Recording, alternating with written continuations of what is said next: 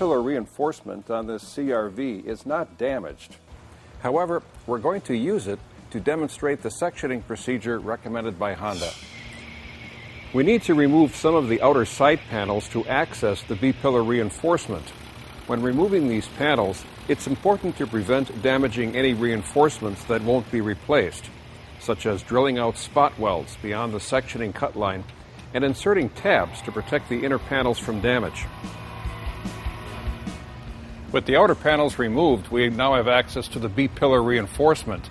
Honda service information says the B-pillar reinforcement can be sectioned in this area here, right below the roof rail. We'll also take a three-dimensional measurement to make sure nothing has shifted. The replacement B-pillar is cut to allow a 20 millimeter overlap over the existing part. To remove the B-pillar reinforcement on the vehicle, the cut line is marked. Next, the spot welds are removed on the bottom of the part where it is welded to the rocker panel reinforcement. Then the cut is made and the panel is removed. Now we're ready to begin preparing the replacement B-pillar reinforcement. So what's our next step?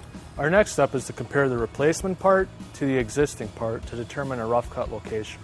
Looking at our parts, we can make our rough cut in this location, which would still allow our 20 millimeter overlap when we make our final cut.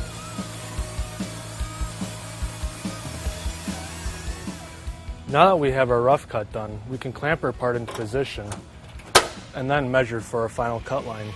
The part is removed and the final cut is made. Now that the replacement B-pillar reinforcement is cut, I'll clamp it into position and once again take some measurements to check for proper fit up.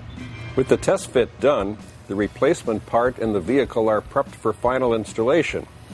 This includes removing coatings from the weld zones, drilling holes for the plug welds, and applying weld-through primer to the bare metal weld areas. Following prep work, the B-pillar reinforcement is clamped into position. After the replacement part position is verified with three-dimensional measuring, it is tack welded into position. Now with the service part tack welded into position, we need to install this replacement inner separator. I see a couple of tabs here. Is that how this is installed? Actually, the tabs are used for alignment of the part, and Honda recommends using seam sealer to install it into the B-pillar, although Honda doesn't have any recommendation on what type of seam sealer to use. The separator rests on top of the rocker panel reinforcement. We need to line up the tabs on the separator with the holes on the B-pillar reinforcement. Then we apply seam sealer all the way around it. Once the inner separator is installed, the B-pillar reinforcement can be welded. After practice welds are made, a fillet weld is used on the lap joint at the sectioning location.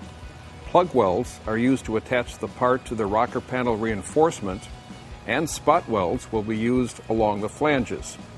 If spot welding equipment is not available, plug welds are used throughout. We will complete this repair using spot welds after the outer panels are in place.